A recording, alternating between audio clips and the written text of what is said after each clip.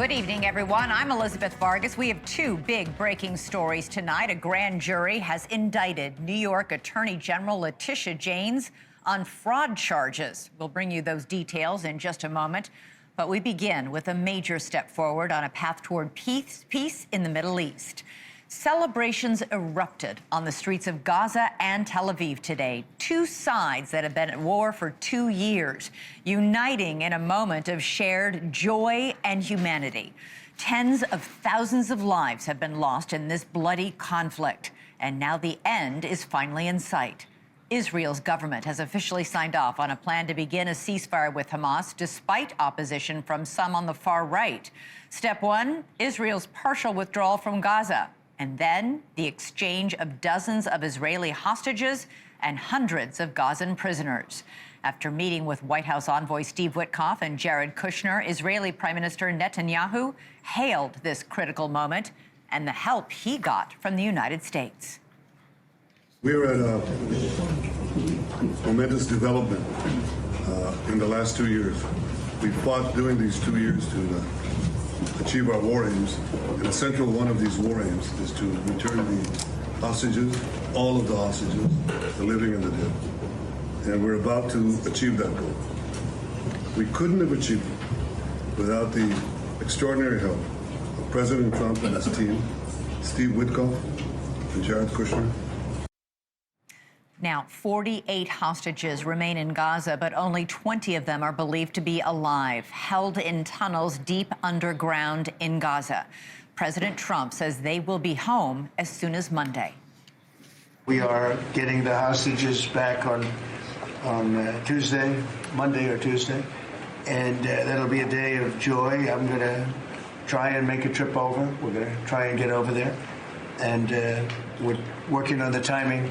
The exact timing. We're going to go to Egypt, where we'll have a signing, an additional signing. We've already had a signing representing me, but we're going to have an official signing. A White House official tells NewsNation that Trump is expected to leave for the Middle East on Sunday. He is scheduled to go to Israel after Egypt, where he has been invited to speak to the Israeli parliament. Trump would be the first sitting president to do so since George W. Bush in 2008. For families of the hostages, this news finally ends the agony that they have suffered for more than 730 days. They called President Trump last night to thank him. President Trump, you have the best crowd in the world. What do you guys have to say to President Trump? Thank you. Thank you. You did it. Wow. You did it. Wow. Thank you. This is amazing. Now, when you're dealing with terrorists, nothing is ever certain. And beyond the issue of the hostages for prisoners exchange, the broader questions about Gaza's future remain unresolved. Will Hamas actually give up its weapons? And who will govern the war-torn enclave when the dust finally settles? Let's go right now to NewsNation's Robert Sherman live for us in Tel Aviv. Robert, there's a lot of optimism here, but there are still deep divisions within the Israeli government. Not to mention, the IDF continued strikes today on Gaza, even as the cabinet debated the peace plan. Yeah, a lot of moving pieces here tonight, Elizabeth. What we know is that while the cabinet ended up approving this deal, there are dissenting voices within the prime minister's coalition. That includes his national security minister, who says not ready to leave the government yet, but threatening to do so if things don't go his way. This is what he said in a statement here. If Hamas rule is not dismantled, or if they just tell us that it's been dismantled, while in practice it continues to exist under another guise, my party will dismantle the government. So that puts pressure on figuring out phase two, governments dismantling Hamas, disarming Hamas, and where the future goes from there. President Trump saying today that those are unanswered questions right now. They intend to answer them. They intend to create an environment in which Gaza has stability. Here's what he said today. What is the international stabilization force that's going to deploy to Gaza? What is that going to look like? To be determined, really, I think there's going to be a large group of people determining what it will be, and a group of people funding it that are very rich countries are going to be funding it. People want to see this work. It's going to work. It's absolutely going to work. and it starts. It's already started. We've signed, as you know. Everybody's agreed. People here are focused on the here and now. Celebrations taking place across the country with the imminent release of hostages coming in the next couple of days, if all goes according to plan. While there's celebration on the ground here in Israel, well, there were explosions in Gaza today, with the IDF confirming that they carried out strikes in northern Gaza and what they described as a terrorist cell. This is a very fragile deal here, Elizabeth. And what we have heard from the U.S. is that they do intend to send troops here to the region, not to Gaza, but here to the region, to Israel, in order to ensure all goes smoothly.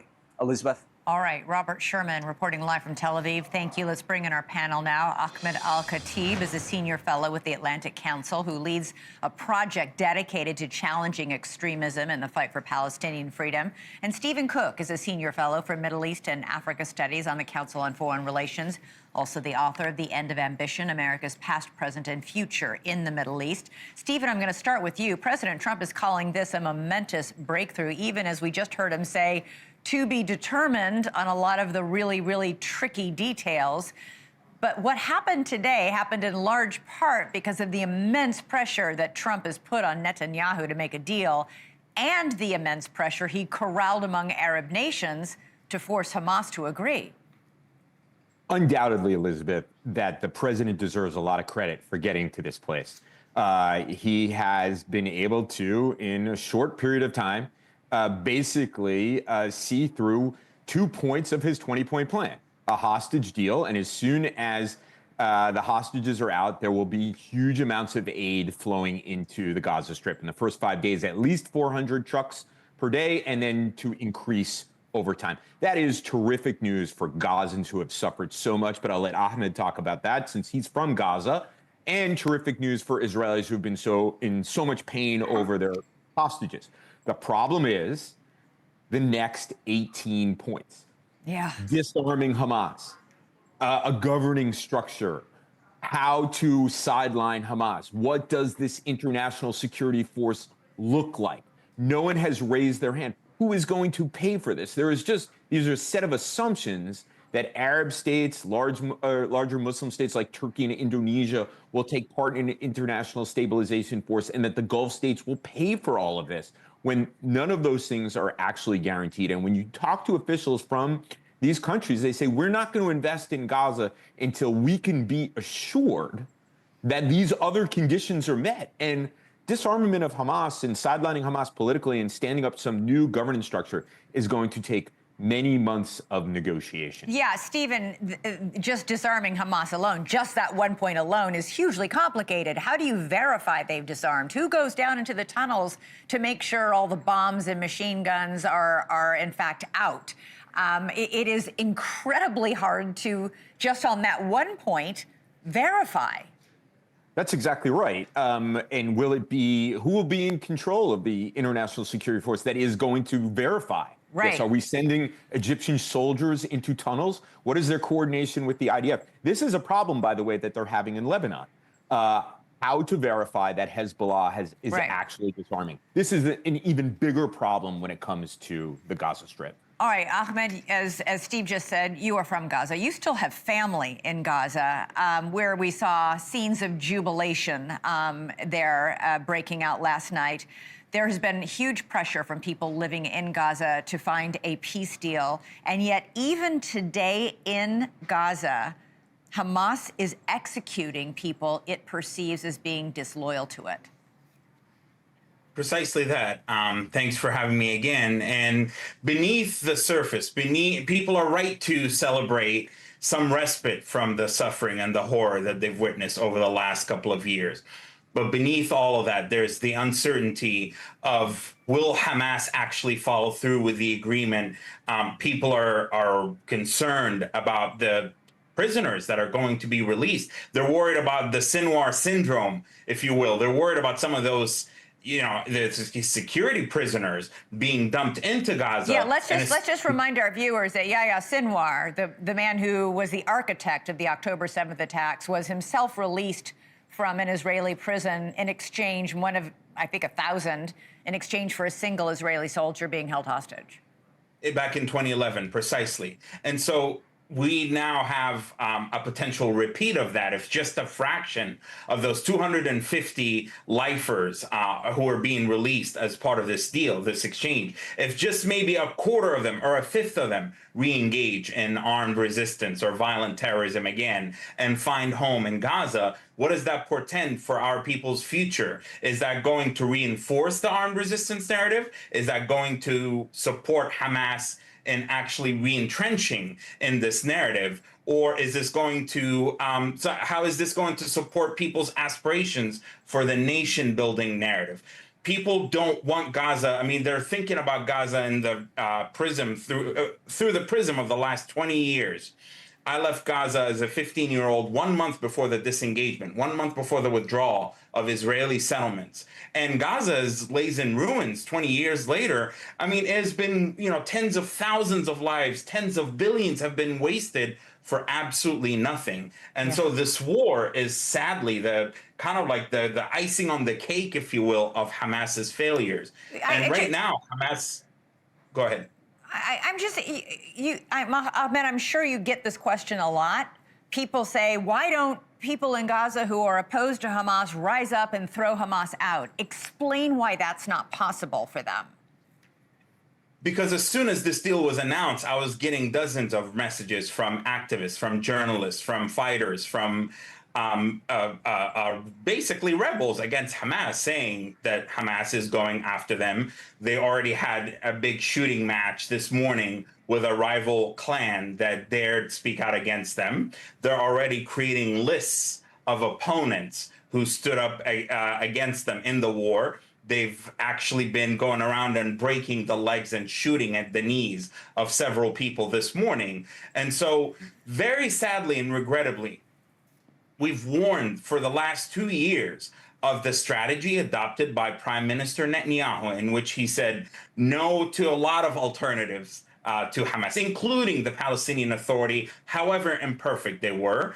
And we knew that we're going to get to a situation where they're the only ones still in power. And here we are 2 years later, and tens of thousands of people dead later. So the question that remains right now is, Hamas, I don't know if you saw today, but they gave a victory speech in which they said, we will never bow down. We will never accept Trump's peace board. We will never accept an international security. Yeah, and on October 7th, they were calling their, on the 2-year anniversary of their horrific attack, they were saying it was glorious and fantastic. So they're clearly an awful bunch of people. They're stone cold killers who even today are executing the Palestinians who they embedded in and sacrificed for their cause against their will.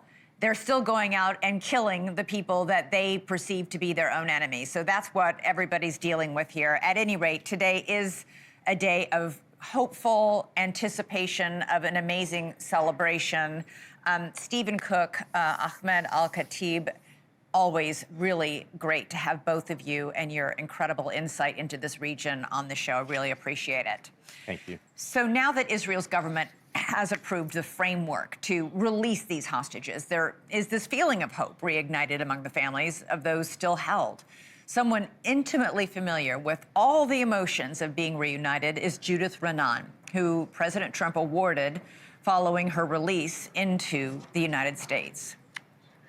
In recognition of her strength, resilience, and faith, and in gratitude to God Almighty for protecting and recruiting her along with her beautiful daughter, with prayers that God have mercy on her, the remaining hostages, and that's what it's all about. So we're working very hard to get the hostages back.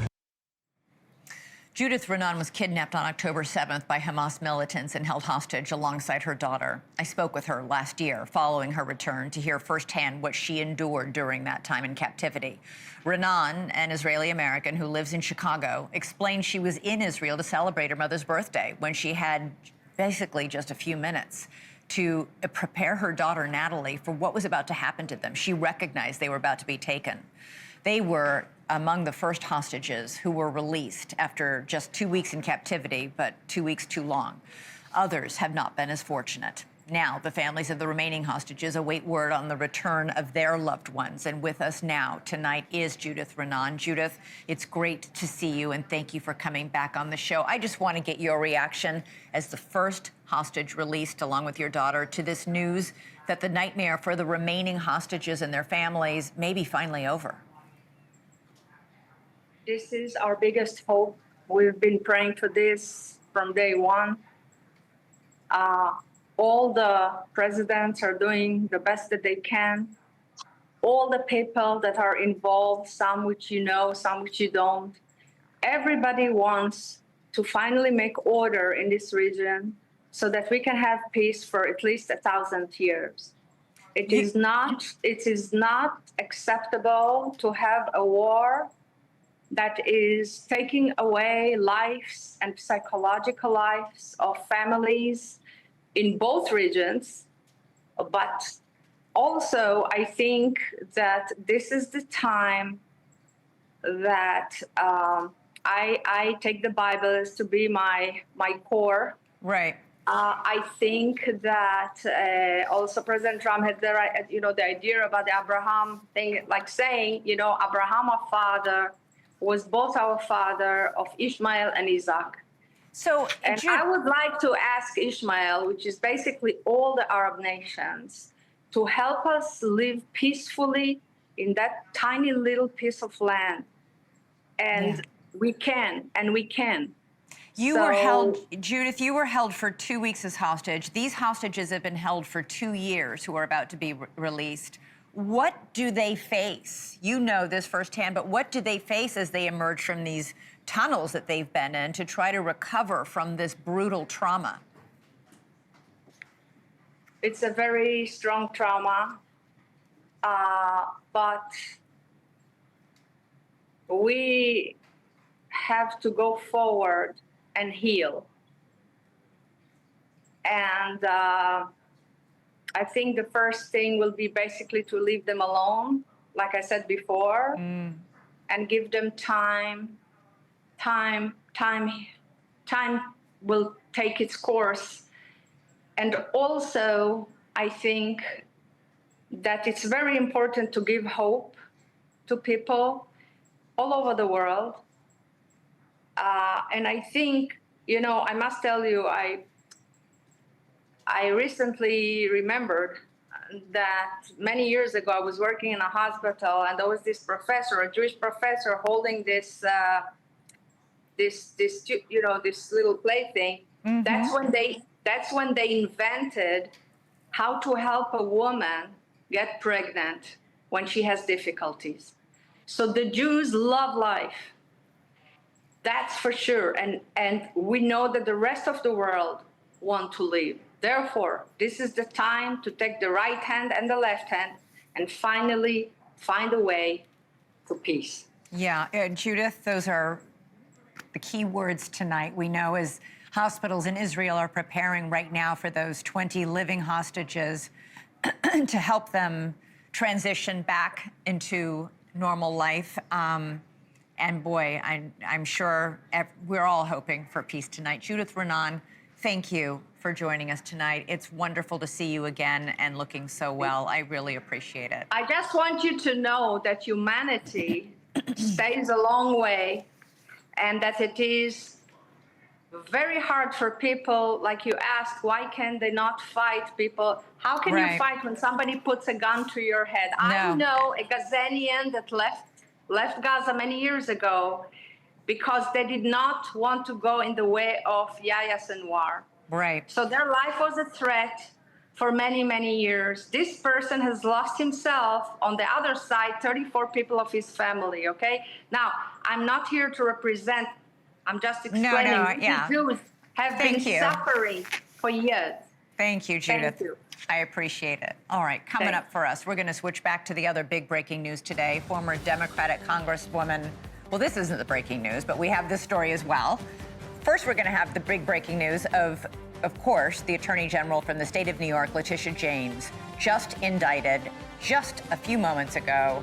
We're going to delve into what the charges are and what may be ahead in her legal battle. Plus, we're going to weigh into the big controversy on former Democratic Congresswoman Katie Porter, who is the front runner to be governor of California.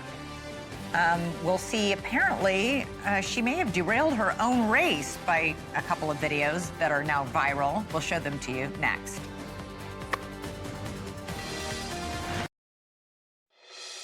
No matter how much money you think you may have, no one is above the law. I'm not afraid of no president. Donald Trump, we're ready for you. New York Attorney General Letitia James, who famously campaigned on investigating Donald Trump and oversaw a controversial civil fraud case against him, is now facing her own legal battle. She was just indicted by a grand jury in Virginia after evidence was presented that accused her of mortgage fraud. NewsNation's Joe Khalil has the very latest. Joe, this is the same prosecutor from the Eastern District of Virginia who just secured the indictment of James Comey. Yeah, and she's only been in that role a short time. Already 2 out of the 3 people President Trump asked the DOJ to prosecute, she has gotten these indictments for. Letitia James indicted by President Trump's Department of Justice here on 2 counts. The first one, Elizabeth, is bank fraud. The other account is making false statements to a financial institution. Obviously, James is known, as you mentioned, the woman responsible for the first set of criminal convictions against President Trump. We know the president, many of his allies said that that was lawfare. We know that she also campaigned on going after President Trump. Lindsay Halligan is the new U.S. attorney that you were referencing. She's the one that brought these charges forward. She released a statement today saying here, quote, "No one is above the law, that the charges as alleged in this case represent intentional criminal acts and tremendous breaches of public trust." Now, these charges came after President Trump's director of the Federal Housing Finance Agency, Bill Pulte, actually made a recommendation to the DOJ to charge James. Now, his is not a position that often makes criminal referrals, so this is unusual, but he did accuse Letitia James of getting a loan for a home in Virginia for her niece, for which James allegedly claimed this was going to be a primary residence. It was not. That's a charge, by the way, that James attorneys deny. Of course, this indictment obviously not happening in a vacuum here. It was just about 3 weeks ago that President Trump took to Truth Social, posting directly to his attorney general, naming her, saying Pam, and he directed her to prosecute 3 people, James Comey, Letitia James, and Senator Adam Schiff. Obviously, since then, Comey's already been indicted. Today, we have James. She responded herself in a video message claiming that all of this is political retribution from President Trump. Take a listen here. He is forcing federal law enforcement agencies to do his bidding, all because I did my job as the New York State Attorney General. These charges are baseless, and the president's own public statements make clear that his only goal is political retribution at any cost. No, Elizabeth, I think it's important to point out that Halligan, the U.S. attorney, has only been in this role 17 days. And the reason she's so new is because the previous U.S. attorney in that role, Eric Siebert, was fired by President Trump for not bringing charges forward against Comey and James and others. He felt at the time that the evidence against them was too weak. That was the reporting, and he refused to bring those charges. President Trump publicly stated he was disappointed, fired him, and so since Halligan has taken the job, she has now followed through on the calls to prosecute all of these people who are President Trump's perceived political rivals. So the person we're really watching for at this point for a statement or response, Senator Adam Schiff. He's the 3rd person in President Trump's post who has not yet been indicted, but we're obviously going to be watching to see if that changes. And worth reminding our audience that being indicted for a crime does not mean guilty of a crime. That must be proven by the Department of Justice and this brand new U.S. Attorney Lindsay Halligan in court. Joe Khalil, thank you so much. Joining me now are NewsNation contributors Chris Cillizza and Jesse Weber. Jesse's got the legal stuff. Chris, you got the political stuff. I'm going to start with you, Chris. New York's Attorney General James, as you know, was indicted. And as recently as 3 days ago, the top prosecutor in the Eastern District of Virginia, who's right under Lindsay Halligan, was telling her colleagues there was not probable cause to indict and that she was going to go meet with Lindsay Halligan and tell her so. Clearly, Halligan disagreed and went to the grand jury anyway and secured this indictment. Yeah, I mean, look, Lindsay Halligan was put in that job to do something very specific, which is indict Donald Trump's alleged political enemies. How do I know this? Donald Trump told us this. Right, yeah. He made it kind of easy. And by the way, the Wall Street Journal reports today that he didn't mean to, that this now infamous social media post was meant to be a private email. Yeah, so September 20th, Donald Trump on Truth Social writes a note, seemingly, to his attorney general addressed to Pam. It always was odd, I thought, that he would post that publicly on Truth Social. It essentially said, we need to get rid of the current guy, Eric Siebert, and we need to put someone in there who will indict and charge these people, Adam Schiff, James Comey, Letitia James, because they are, in Donald Trump's words, guilty as hell. The Wall Street Journal, as you point out, has said, well, Trump actually meant to send that to her privately, but he said it publicly. Well, point is, we know he directed the attorney general to put someone in the job who would, at a minimum, indict these people. As you say, Elizabeth, important, indict does not mean they're guilty. It's hard for me to then say anything other than this appears to be political prosecution. So, again, Donald Trump said the quiet part out loud, at least in that regard. Jesse, that leads me to you, because we've had James Comey already. His lawyers were in court. He was arraigned yesterday. He already moved to have the charges dismissed, citing this was nothing but political retribution. Now, I'm sure we'll probably see the same thing from James based on the statement she just released. How many times do you have criminal defendants who always say, oh, this is a witch hunt, this is political, I'm being targeted? Usually it's thrown out. Usually it's a nothing case. This is a situation with Comey and James. They may be able to make a credible argument, particularly as Chris was talking about the messaging from the president. First of all, there should be no messaging between the president and the attorney general. There should be a separation between the Department of Justice and the president. And when you talk about can a case be thrown out for vindictiveness, vindictive prosecution, that is a real thing. If they can show actual vindictiveness, or they can make a presumption of vindictiveness that the government can't rebut, the case could be thrown out. Now, what are you talking about with Letitia James? Yes, they have an indictment. It's quite bare bones. It says that she engaged in providing false statements and misrepresentations to get favorable terms, lower interest rate, seller credits. Doesn't lay out all the evidence. We will see what they have. But I will tell you, Elizabeth, if this is the same property in Virginia that's been in the news for quite some time, there is evidence out there that Letitia James, in her correspondence with the mortgage company, actually said, this is not my residence. This is for my niece. So, yes, these cases can be at times relatively straightforward if there is a false statement, but to prove that she knowingly made it and did it to induce a bank or a financial institution, that's the key. We're in the early stages, but given the background, all of this, the timing of this, and a case about fraud against the woman who brought a fraud case against the president, obviously we look at this with kind of a little bit of a skeptical light. There's also been other allegations that members of the Trump administration have done the same thing on their own mortgage applications. So I'm not sure that's going to factor into this case. It's going to be quite interesting. Chris, I've got a subject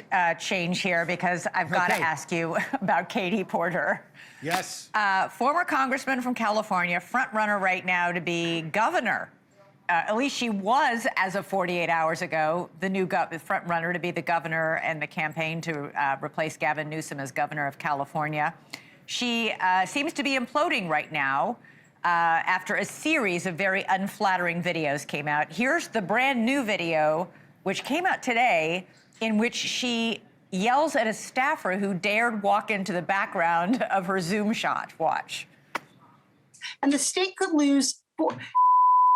Get out of my shot. I wanted to tell you that that's actually incorrect. It's not that it's electric vehicles. It's that if we don't meet the commitments under the Paris Climate Accord. Okay, it does. Okay, you also were in my shot before that. Stay out of my shot. All right, that comes after a very awkward interview she did with a local reporter from CBS. This is Exhibit A when you're running for office, how not to conduct yourself in an interview on the campaign trail. Watch. What do you say to the 40% of California voters who you'll need in order to win, who voted for Trump? How would I need them in order to win, man? Well, unless you think you're going to get 60% of the vote. You think you'll get 60%. Everybody who did not vote for Trump will vote for you. That's what you're thinking. In a general election? Yes. We've also asked the other candidates, do you think you need any of those 40% of California voters to win? And you're saying, no, you don't. No, I'm saying I'm going to try to win every vote I can. And what I'm saying to you is that I don't want to keep doing this. I'm going to call it. Chris, her campaign has got to be in deep trouble. It seems like a basic rule, which is like, be a decent human. Do you know what I mean? Like if you want to represent people, show them that you're a real human being. Don't treat people like a jerk. Don't be sanctimonious to a reporter who's asking a totally legitimate question, which is 40% of California voted for Donald Trump. Do you have a message for them? Even if they don't vote for you, you should have a message for them. Isn't that sure? Like, I'd love your support. Right, isn't that the criticism Democrats make of Donald Trump? I think fairly a lot of times, that he has no interest in anyone who doesn't support him. Look, if you follow politics like I do, this is not new with Katie Porter. Right. This is not it's not a one-off, obviously. It's not a two-off. There's been a lot of this kicking around. Look, you can stay in a race for as long as you want to stay in a race. I'm not going to say you need to get out until people tell you need to get out, but a lot of people in California don't know Katie Porter's name. They do now. A lot of them are going to come to know Katie Porter's name through this. I can't imagine that accrues to Katie Porter's benefit. All right. Treat people nicely. Just treat people nicely. It's simple. In life and in politics. And on TV. Jesse Weber, thank you so much, but you're staying with me because I need you for the next segment. Chris Elizabeth. I wanted to talk Katie Porter, but let's talk about that. Jesse's got to take on that. We're going to have Jesse stick around and talk about the National Guard. Thank you, Chris, so much, because coming up for us, the National Guard troops are already deployed in Chicago, but a judge just ruled they got to go. We're going to get into that story next.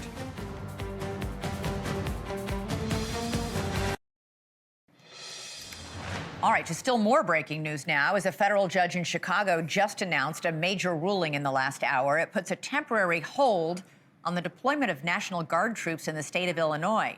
Judge April Perry issued a temporary restraining order. The order blocks the troops in the state for 2 weeks. It caps a day of hearings in a lawsuit filed by the state of Illinois and the city of Chicago to stop the deployment of the military altogether. Now, the ruling comes at a critical time. Hundreds of National Guard troops have already been sent to Chicago, 200 from Texas, another 300 from southern Illinois. Meanwhile, in Oregon, another hearing on National Guard troops in Portland wrapped up earlier today. The state had asked also for a temporary restraining order to stop military troops from moving there. No ruling so far on that request. For more on the situation in Chicago, let's bring back Jesse Weber, our legal analyst, and Alderman Ray Lopez from Chicago's 15th War. Alderman, great to have you with us. So, Alderman, the judge just ruled she has seen, quote, no credible evidence that there is a danger of a rebellion in the state of Illinois, issued that temporary restraining order. What's your reaction?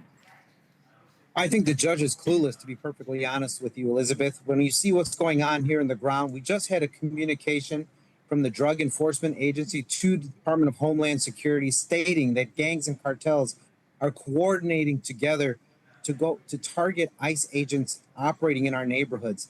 That is a direct threat to those federal enforcement officers here trying to effectuate the laws of immigration here in the city of Chicago, with, by the way, no support from Chicago Police Department. Well, the Chicago Police Department obviously disagrees with that and has said so publicly. The judge also said she was concerned about the tactics ICE agents have been using, saying there is, quote, growing evidence that the DHS's actions or versions of events are simply unreliable. She's looking at internal emails in the DHS compared to public statements that same day. She said they do not match in her ruling. There have been complaints and several lawsuits filed against ICE, accusing ICE agents of being heavy-handed, shooting rubber bullets at people when they pose no threat or without warning. Do you think these ICE agents are acting inappropriately? I think when an ICE agent or any member of law enforcement feels that they are under direct threat, they have a right of self-preservation. When you have individuals trying to chase law enforcement off the road, ambush them, corral them, are creating fake incendiary devices or other explosive devices designed to cause chaos, they are under threat. And you see that through social media. You see that in many posts online. There's a real growing threat, and you're inspiring that kind of activity through these protests. And if you fail to recognize that, something deadly eventually is going to happen with these ICE agents. We do know protest is a constitutionally protected speech. You are allowed to say anything you want. You are not allowed to put your hands on an officer or impede them in any way. Jesse, this ruling was quite thorough. The judge comparing, as I said, those internal DHS emails which said all good, compared with public statements from President Trump or DHS Secretary Kristi Noem that said all hell's breaking loose the same day about the same area. I think this echoes a narrative which might also translate to the Insurrection Act later on as another avenue which the president can use. There seems to be a disconnect, but right. So there's a disconnect between the federal government and what we're seeing on the ground there. And I think it was an argument that was made today in court where, okay, if there is a rebellion that would justify the use of military force, whether it's the state's own National Guard, bringing in National Guard from another state, hey, sending in military, basically taking over the functions of local law enforcement. Where are the rebels? Where are these rebels? What are they doing? Where's the insurrection? If we're having people prosecuted right now in this courthouse, doesn't that kind of defeat the whole federal government's argument for the need for federal force? Now, remember, this has always been an extreme option. This is when there's complete loss of control. There is an insurrection. You can't literally run the federal government anymore. And it seems that the president is going to have difficulty, at least with this judge, convincing that the situation is so dire. Well, clearly, at least for 2 weeks, we will see what happens. I don't know if they're going to pull all those troops out, send them all home, or make them sleep in trailers in suburban Illinois. It's very unclear what's going to happen in the next 2 weeks since they've been now barred. Jesse Weber, Alderman Raymond Lopez, thank you both so much. Really appreciate it. Got it. Thank you. All right, coming up first, we are going to switch gears. Government budget cuts don't just impact people. There's a huge story up in Canada. It's really, it's all about a now shuttered amusement park that says it needs to kill 30 beluga whales if the government doesn't come up with some funding for their care. I'm going to speak to a man who helped expose the crisis in this marine park next.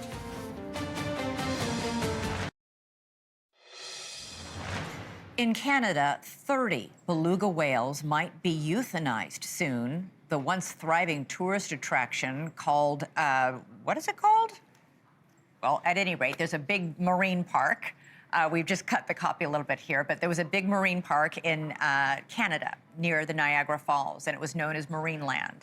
It has been nearing bankruptcy for some time, and it apparently needs the whales to be relocated to an aquarium in China at the government's expense, they say. The fate of those 30 whales is now floating in limbo. The park, which closed last year, says without that assistance, those whales will be euthanized. They need the government to pay to fly them to China. The government's refusing. Joining us now is Phil Demers. He was a former trainer at Marineland who helped expose the ongoing crisis there. Phil, I've just got to ask you, first of all, how do you even fly 30 beluga whales? They're as many as 16 feet long. They weigh 3,000 to 5,000, like 3,000 pounds. How do you fly 30 of them to China? And would they even survive it? It's actually less stressful than you can imagine. It's something that happens routinely in and around parks. I myself have unloaded wild-caught beluga whales from the belly of planes onto transport trucks in whale transport units, which are essentially steel crates with the animals in slings in them, with just enough water so they can stay afloat with each breath. Obviously, they're medicated, et cetera, so it's as comfortable as possible. But so what's not going to necessarily.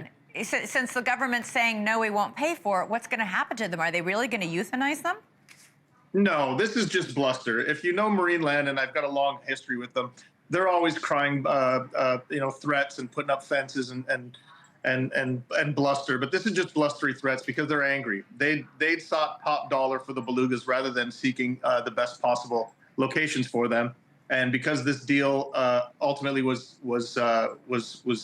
nixed by the government, this is Marineland's response. But the reality is Marineland sits on 700 acres of prime real estate land with developers looking to give hundreds of millions to them. So it's not a question of finances. This is more bluster and threats than not. And you were a whistleblower on how those animals were being treated. We don't have a lot of time, but very quickly, this park had a long history of not treating these whales well. Correctly, and it's the deteriorating conditions and especially the quality of water or lack thereof that's been killing the animals. And this is things that we've been forewarning back when I became a whistleblower in 2012, and then up until now, we'd forewarned of this exact scenario. And sadly, due to a lot of inactivity, we find ourselves here now. This is a terrible story. Phil, come back and keep us posted on what happens with them, on the fight to keep them alive. They're wonderful, intelligent, sensitive creatures, and this is an awful thing that they're experiencing right now. Really appreciate you coming on. Thanks for having me. Chris Cuomo joins me next. Hello. Oh, my monitor just went out. Lots of breaking news tonight. You're speaking with Alan Dershowitz about a lot of it. First of all, how'd it go receiving the award? It's very Icon. heavy. It was Icon. very heavy. I can't believe it's not on your desk. It should be on your desk. You should use it start, like a Larry it's King microphone. Vargas, Icon. You have to call me Icon from now on, Chris.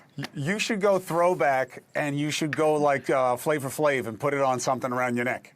Okay, I wouldn't be able to Even you're stand not up. strong The enough to thing carry is them. so heavy, I'd Yes, be you like hunched over. Elizabeth is very strong. She's on roids, but she's strong. She takes a lot of growth hormone. Okay. A lot. I've seen it. It's not You can pretty, wear it around but I'll your tell you, neck, it's very Chris. strong. Your hands is more like it. So I have Dershowitz, and I'll tell you why. It's going to be a really interesting. It's going to be a really interesting test of his policy priorities. Why? Because Letitia James being indicted represents one thing that can happen within our justice system. Okay, and then you have the decision from this district court judge in Illinois, which is a very different thing, and. I don't know what Alan is going to say, but my guess is he's going to like one and not like the other, but we'll see. I'm very curious to hear what happens to all those hundreds of guardsmen who've assembled in Chicago. Do they all go to rural Illinois and camp out? Do they all go back home? I mean, we haven't heard what that means and what the order means, but it'll be fast. It'll be fast. Like if they're going to appeal or whatever it is, it can happen fast, and they're going to stay stationed. I mean, hurry up and wait. As you know, as a military brat, you know, that's often the rule of the day. Yeah. All right. Have a great show. Thank you for watching. Subscribe below and download our NewsNation app right now on your phone, and you will get fact-based, unbiased news for all Americans.